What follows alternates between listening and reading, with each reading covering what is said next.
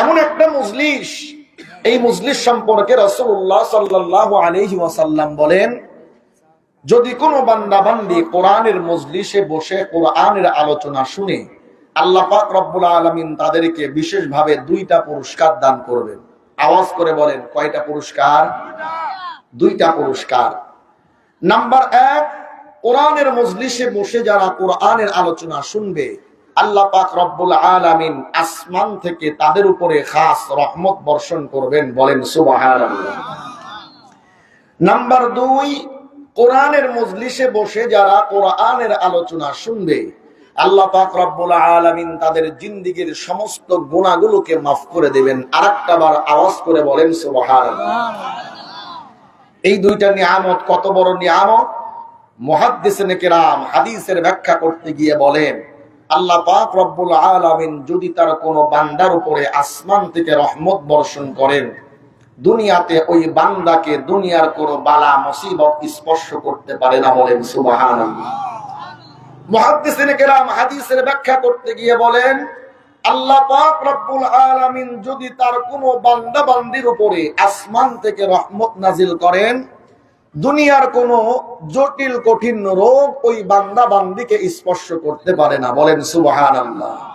মুহাদ্দিসিনে কেরাম হাদিসের ব্যাখ্যা করতে গিয়ে বলেন, আল্লাহ তাআলা তার যেই বান্দা বান্দির উপরে রহমত নাজিল করেন, ওই বান্দা বান্দির ঘরের মধ্যে কখনো অভাব ঢুকতে পারে না, ওই বান্দা বান্দি কখনো নিঃসন্তান থাকে না। বলেন সুবহানাল্লাহ। যত প্রকার বালা মুসিবত আল্লাহর রহমতের দৃষ্টি আমাদের উপর থেকে উঠে যাওয়ার কারণে, কথা বলেন ঠিক কিনা?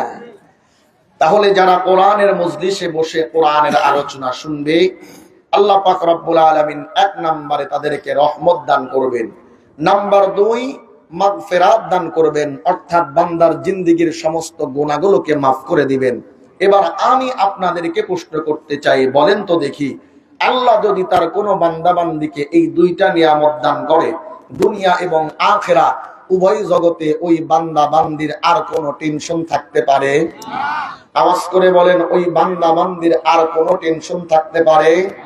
আল্লাহর নিয়ামতের শুকরিয়া আদায় করলে নিয়ামত বাড়ে। রব্বুল আলামিন আমাকে আপনাকে অসংখ্য অগণিত নিয়ামত দান করলেন। একটা নিয়ামতের শুকরিয়া আমি আপনি যদি কিয়ামত পর্যন্ত করতে থাকি, এরপরেও আল্লাহর নিয়ামতের শুকরিয়া আদায় করে শেষ করতে পারবো? আওয়াজ করে বলেন, আল্লাহর নিয়ামতের একটা নিয়ামতের শুকরিয়া আদায় করে শেষ করা সম্ভব হবে? আল্লাহ পাক রব্বুল আলামিন বান্দাকে যত নিয়ামত দান করলেন, এই নিয়ামতের শুকরিয়া বান্দা যদি কিয়ামত পর্যন্ত আদায় করতে থাকে, এরপরেও একটা নিয়ামতের শুকরিয়া আদায় করে বান্দা কখনো শেষ করতে পারবে না। কথা বলেন ঠিক কিনা? এজন্যই তো আল্লাহ পাক রব্বুল আলামিন কোরআনুল কারীমের 14 নম্বর সূরা, সূরাত ইব্রাহিমের 34 নম্বর আয়াতে কারীমার মধ্যে আল্লাহ পাক রব্বুল আলামিন বলেন, ওয়া ইন তাউদ্দু নি'মাতাল্লাহি লা তুহসুহা ইন্নাল ইনসানা লাযালুমুন কাফফার। জোরে বলেন আল্লাহু আকবার। আল্লাহ পাক রব্বুল আলামিন বান্দাকে ডেকে বলেন, এ বান্দা রে, আমি আল্লাহ পাক রব্বুল আলামিন তোমাকে যেই নিয়ামত দান করলাম, এই নিয়ামত যদি একটা একটা করে তুমি গণনা করতে থাকো, বান্দারে আমি আল্লাহর নিয়ামতের শুকরিয়া যদি তুমি আদায় করতে থাকো, আমি আল্লাহ তোমারে 70 বছর 80 বছরের জীবন দিলাম। এই জীবনের শুরু থেকে শেষ পর্যন্ত আমি আল্লাহর নিয়ামতের শুকরিয়া আদায় করতে থাকো, বান্দা আমি আল্লাহর নিয়ামতের শুকরিয়া আদায় করে শেষ করতে পারবা না। মুফাসসিরিনে কেরাম আয়াতের ব্যাখ্যা করতে গিয়ে বলেন, আল্লাহ পাক রব্বুল আলামিন বান্দাকে যদি এমন 1000টা জীবন দান করে, আর বান্দা যদি তার জীবনের শুরু থেকে শেষ পর্যন্ত আল্লাহর একটা নিয়ামতের শুকরিয়া আদায় করতে থাকে, বান্দার জীবন ফুরে যাবে। আল্লাহ যদি আবারও নতুন করে জীবন দান করে, বান্দার জীবন ফুরে যাবে। আমার আল্লাহ যদি বান্দাকে আবারও নতুন করে জীবন দান করে, বান্দার জীবন ফুরে যাবে। এইভাবে 1000টা জীবন যদি বান্দাকে দাঁড় করা হয়, আল্লাহ পাক রব্বুল আলামিন বান্দাকে যদি 1000টা জীবন দেয়, আর বান্দা যদি তার 1000টা জীবন ধরে আল্লাহর একটা নিয়ামতের শুকরিয়া আদায় করতে থাকে, আল্লাহর একটা নিয়ামতের শুকরিয়া আদায় করে শেষ করা সম্ভব হবে না। বান্দার 1000টা জীবন ফুরে যাবে, কিন্তু বান্দা আল্লাহর একটা নিয়ামতের শুকরিয়া আদায় করে শেষ করতে পারবে না। কথা বলেন ঠিক কিনা? আমার মুসলমান বন্ধুগণ, এজন্যই তো কবিতার ভাষায় বলেন, তু মুঝে আসমা দিয়া আর তু মুঝে রাস্তা দিয়া, তু মুঝে आसमां दिया और तू मुझे रास्ता दिया, निअमतों से भर दिया और सबसे बेहतर कर दिया, निअमतों से भर दिया और सबसे बेहतर कर दिया, मेरे सर से पांव तक तेरी सनाअत सब दिया, मेरे सर से पांव तक तेरे सनाअत सब दिया, देखने को आंखों देकर बोलने को लब दिया, देखने को आंखों देकर बोलने को लब दिया। जोरे बोलेन अल्लाहु আকবার।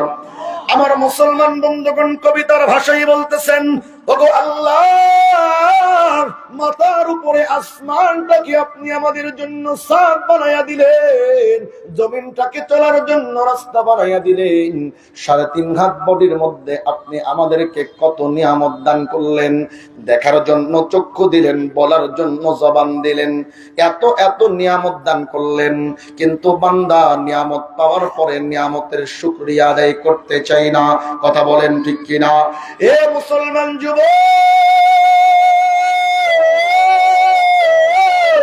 এই যে পৃথিবীর মধ্যে আমরা এত এত সৃষ্টিকুল দেখি, আমার আল্লাহ এই সৃষ্টিকুলকে আমার আল্লাহ সৃষ্টি করতে তার কুদরতি হাতের ব্যবহার করেন নাই, কিন্তু আল্লাহ মানুষকে কত মোহাব্বত করে ভালোবেসে আমার আল্লাহ সৃষ্টি করলেন। এই যে বিশাল বড় বড় পাহাড়, এই পাহাড়কে সৃষ্টি করতে আমার আল্লাহর কুদরতি হাতের ব্যবহার করার প্রয়োজন হয় নাই, আমার আল্লাহ কুন বলেন আর ফায়াকুন হয়ে যায়। সমুদ্রের মধ্যে বিশাল বড় বড় তিমি মাছ, এই মাছগুলোকে সৃষ্টি করতে আমার আল্লাহর কুদরতি হাতের ব্যবহার করার প্রয়োজন হয় নাই, আমার আল্লাহ কুন বলেন আর ফায়াকুন হয়ে যায়। এ যুবক রে, জঙ্গলের মধ্যে বিশাল বড় বড় হাতি, জঙ্গলের মধ্যে বিশাল বড় বড় জিরাফ, এই হাতিগুলোকে জিরাফগুলোকে সৃষ্টি করতে আমার আল্লাহর কুদরতি হাতের ব্যবহার করার প্রয়োজন হয় নাই, আমার আল্লাহর শক্তির ব্যবহার করার প্রয়োজন হয় নাই, আমার আল্লাহ কুন বলেন আর ফায়াকুন হয়ে যায়। এ যুবক রে, 7 তবক আসমান জমিন আমার আল্লাহ সৃষ্টি করলেন, এই আসমান জমিনকে সৃষ্টি করতে আমার আল্লাহর কুদরতি হাতের ব্যবহার করার প্রয়োজন হয় নাই। চন্দ্র তারা কোন কিছুকে সৃষ্টি করতে আমার আল্লাহর কুদরতি হাতের ব্যবহার করার প্রয়োজন হলো না, আমার আল্লাহ কুন বলেন আর ফায়াকুন হয়ে যায়। আমার আল্লাহ পাক রব্বুল আলামিন বান্দাকে ডাক দিয়ে বলে, এ বান্দা রে, আমি আল্লাহ পাক রব্বুল আলামিন 7 তবক আসমান জমিনকে কুন ফায়াকুন বলে সৃষ্টি করলাম। চন্দ্র তারা গ্রহ নক্ষত্র আমি আল্লাহ তাআলা কুন ফায়াকুন বলে সৃষ্টি করলাম। সমুদ্রের মধ্যে বিশাল বড় বড় মাছ আমি আল্লাহ কুন ফায়াকুন বলে সৃষ্টি করলাম। জঙ্গলের মধ্যে বিশাল বড় বড় হাতি আমি আল্লাহ কুন ফায়াকুন বলে সৃষ্টি করলাম। এ বান্দারে, আমি আল্লাহ পাক রব্বুল আলামিন গোটা জগৎটাকে আমি আল্লাহর ইশারার মাধ্যমে সৃষ্টি করলাম, কিন্তু বান্দা তোমার এই 3.5 হাত বডিটা আমি আল্লাহ কুন ফায়াকুন বলে সৃষ্টি করি নাই। বলেন আল্লাহু আকবার। আমার আল্লাহ পাক রব্বুল আলামিন বান্দাকে ডাক দিয়া বলে, এ বান্দারে,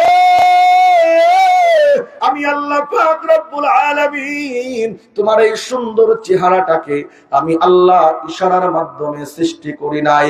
আমি আল্লাহ পাক রব্বুল আলামিন তোমার এই সুন্দর চেহারাটাকে আমি আল্লাহর নিজ কুদরতি হাত দ্বারা বড় মোহাব্বত করে ভালোবেসে তারপরে আমি আল্লাহ তাআলা তোমার এই সুন্দর চেহারাটাকে আমি আল্লাহ সৃষ্টি করলাম।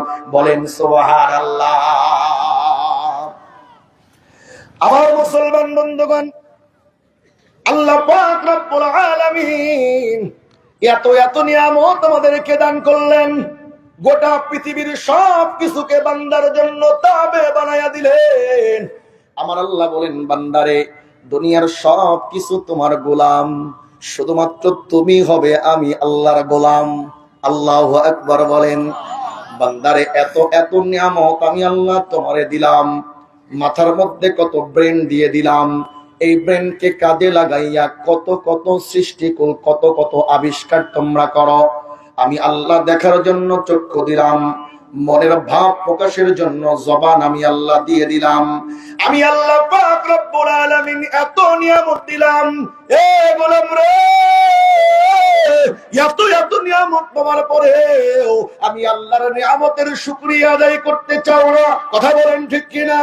এজন্যই তো আল্লাহ পাক রব্বুল আলামিন বলেন, লা ইন শাকারতুম লা আযীদান্নাকুম ওয়া লা ইন কাফারতুম ইন্না আযাবি লাশাদীদ।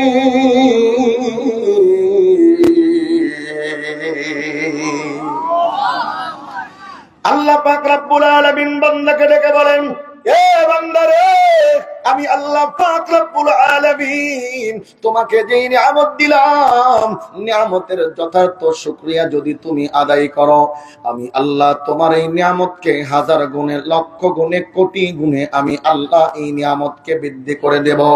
আর বান্দা নিয়ামত পাওয়ার পরে যদি নিয়ামতের না শুকরিয়া করো, আমি আল্লাহ যতটুকু দিয়েছি আমি আল্লাহ ওই নিয়ামতটুকু কেড়ে নেব। শুধু আমি আল্লাহ তোমার কাছ থেকে নিয়ামত কেড়েই নেব তাই না, আমি আল্লাহর পক্ষ থেকে তোমার জন্য কঠিন আযাবের ব্যবস্থা থাকবে। কথা বলেন ঠিক কিনা? আমার মুসলমান বন্ধুগণ, এজন্য লক্ষ্য করে দেখবেন, আজকে আমাদের সব থেকে বড় সমস্যা হলো আল্লাহর নিয়ামতের শুকরিয়া আদায় করতে চাই না। কথা বলেন ঠিক কিনা?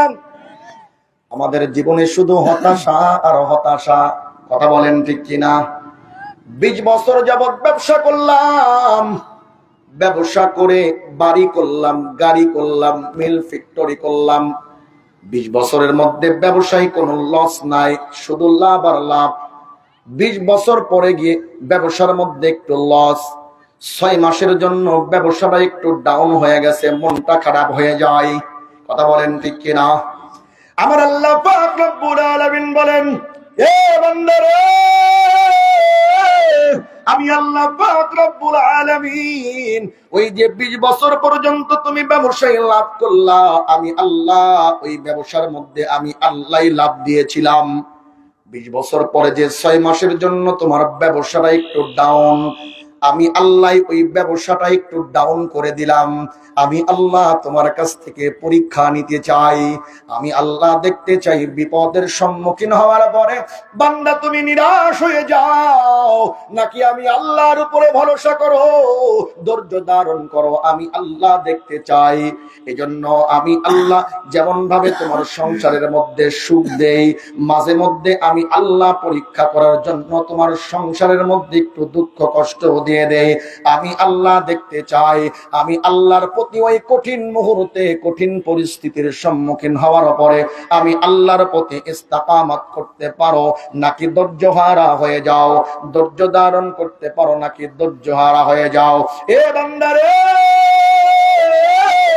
বিপদের সম্মুখীন হওয়ার পর আমি আল্লাহর প্রতি যদি ইস্তেকামত করতে পারো, ভরসা করতে পারো, ধৈর্য ধারণ করতে পারো, বান্দারে আমি আল্লাহর পক্ষ থেকে তোমার জন্যই থাকবে সুসংবাদ। কথা বলেন ঠিক কিনা? আমার মুসলমান বন্ধুগণ, লক্ষ্য করে দেখবেন, এলাকার মধ্যে 2 জন যুবক, 2 বন্ধু একই সঙ্গে লেখাপড়া করলো, স্কুল লাইফ শেষ করলো, কলেজ লাইফ শেষ করলো, ভার্সিটি লাইফ শেষ করলো। এক বন্ধু সরকারি বড় চাকুরি করে, 5 তলা বিল্ডিং এর মধ্যে ঘুমায়, বিলাসবহুল গাড়ি নিয়ে চলাফেরা করে। কিন্তু আরেক বন্ধুর জীবনের কোনো পরিবর্তন ঘটলো না। ওই যে ছোট্টবেলা থেকে কুড়ে ঘরের মধ্যে বসবাস করে ঘরের মধ্যেই পড়ে থাকলো। বন্ধু বড় আফসোস করে আল্লাহকে ডেকে বলে, ওগো আল্লাহ,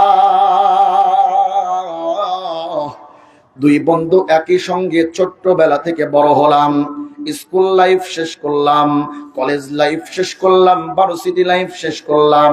আমার বন্ধু আজকে 5 তলা বিল্ডিং এর মধ্যে ঘুমায়, আমার বন্ধু আজকে বিলাসবহুল গাড়ি নিয়ে চলাফেরা করে, আমার বন্ধু সরকারি বড় চাকরি করে, কিন্তু আমার জীবনের কোনো পরিবর্তন ঘটলো না। ওই যে কুড়ে ঘরের মধ্যে বসবাস, ছোট্টবেলা থেকে কুড়ে ঘরের মধ্যেই পড়ে রইলাম। ওগো আল্লাহ, আমার তো জীবনের কোনো পরিবর্তন ঘটলো না। আমার আল্লাহ পাক রব্বুল আলামিন বান্দাকে ডাক দিয়ে বলে, এ বান্দা রে, না না না বান্দারে, না শুকরিয়া করবি না। আমি আল্লাহ তোরে কুড়ে ঘরের মধ্যে রাখলাম, কিন্তু ওই কুড়ে ঘরের মধ্যে আমি আল্লাহ তোর জন্য 3 বেলা রিজিক পৌঁছাই। কথা বলেন ঠিক কিনা? আমার আল্লাহ পাক রব্বুল আলামিন বলেন, বান্দারে না না না না শুকরিয়া করবে না। আমি আল্লাহ তোরে কুড়ে ঘরের মধ্যে রাখলাম, কিন্তু ওই কুড়ে ঘরের মধ্যে আমি আল্লাহ তোর জন্য তোর চক্ষু শীতলকারী সন্তান তোরে দান করলাম। এ যুবক রে, আমি আল্লাহ পাক রব্বুল আলামিন তোরে কুড়ে ঘরের মধ্যে রাখলাম, কিন্তু ওই কুড়ে ঘরটা আমি আল্লাহ সুখ শান্তি দিয়ে ভরপুর করে দিলাম। সারাদিন কাজ কর্ম শেষ করে ডাল ভাত খেয়ে নাকে তেল দিয়ে তুমি ঘুমাও, আমি আল্লাহ তোমার মাথার মধ্যে, তোমার চোখের মধ্যে কত সুন্দর রহমতের ঘুম দিয়ে দিলাম। এ যুবক রে, মনে করতেছো তোমার বন্ধু বড় ভালো আছে, 5 তলা বিল্ডিং এর মধ্যে তোমার বন্ধু বড় সুখ শান্তিতে ঘুমায়। যুবক রে, না না, আমি আল্লাহ 5 তলা বিল্ডিং এর মধ্যে সুখ শান্তি রাখি নাই। মনে করতেছো তোমার বন্ধু বড় সুখের জীবন কাটায়, খবর নিয়ে দেখো তোমার বন্ধুর ছেলেটা কথা শুনে না, নেশাবান করে যেখানে সেখানে পড়ে থাকে। তোমার বন্ধুর মেয়েটা এলাকার একটা বকাটি ছেলের সঙ্গে হাত ধরে বের হয়ে চলে গেছে। তোমার বন্ধুর বিবিটা অন্য পরপুরুষের সঙ্গে পরকীয়ায় লিপ্ত। তোমার বন্ধুর মাথার মধ্যে এত এত টেনশন। এ যুবক রে, আমি আল্লাহ পাক রব্বুল আলামিন কত সুন্দর রহমতের ঘুম তোমার মাথার মধ্যে দিয়ে দিলাম। সারাদিন কাজ করবো পেয়ে ডাল ভাত খেয়ে তুমি রাত্রে বেলা আরামের ঘুম দাও। তোমার বন্ধুর খবর নিয়ে দেখো, 5 তলা বিল্ডিং এর মধ্যে তোমার বন্ধু আরামে ঘুমাতে পারে না। তোমার বন্ধুর মাথার মধ্যে এত এত টেনশন। রাত্রে বেলা তোমার বন্ধুকে ঘুমাতে গেলে অ্যান্টিবায়োটিক পাওয়ারফুল ঘুমের ওষুধ খেয়ে তারপরে তোমার বন্ধুকে ঘুমাতে হয়। কথা বলেন ঠিক কিনা? আবার মুসলমান বন্ধুগণ, এজন্য আল্লাহ পাক রব্বুল আলামিন বান্দাকে ডেকে বলতেছে, এ বান্দা রে, আমি আল্লাহ পাক রব্বুল আলামিন 5 তলা বিল্ডিং এর মধ্যে সুখ শান্তি রাখি নাই। দুনিয়ার সম্পদ পাওয়ার মধ্যে কোনো সুখ শান্তি নাই, দুনিয়ায় সুন্দরী নারী পাওয়ার মধ্যে কোনো সুখ শান্তি নাই, দুনিয়ায় ক্ষমতার চেয়ার দখল করার মধ্যে কোনো সফলতা নাই। কথা বলেন ঠিক কিনা? আমার আল্লাহ পাক রব্বুল আলামিন বলেন, বান্দারে, দুনিয়া যে ক্ষমতার পিছনে তুমি ছোট, ক্ষমতা ক্ষমতা করে করে তুমি তোমার জীবনের মূল্যবান সময়টাকে শেষ করে দিলা। ক্ষমতার চেয়ার দখল করতে গিয়া মানুষের মাথার মধ্যে বাড়ি দিলা, মানুষকে কষ্ট দিলা, মানুষকে আঘাত করলা, মানুষকে ঘর বাড়ি ছাড়া করলা। এ যুবক রে, আমি আল্লাহ পাক রব্বুল আলামিন দুনিয়ার ওই ক্ষমতার মধ্যে সফলতা রাখি নাই, আমি আল্লাহকে পাওয়ার মধ্যে সফলতা। আল্লাহু আকবার বলেন। আর আল্লাহ বলেন, বান্দারে, দুনিয়ার সব পেয়ে গেছো, সুন্দরী নারী পাইলা, বাড়ি পাইলা, গাড়ি পাইলা, ক্ষমতার চেয়ার পাইলা, কিন্তু আমি আল্লাহর হতে পারলা না। বান্দারে, দুনিয়াতে তোমার চাইতে বড় মিসকিন আর কেউ হতে পারে না।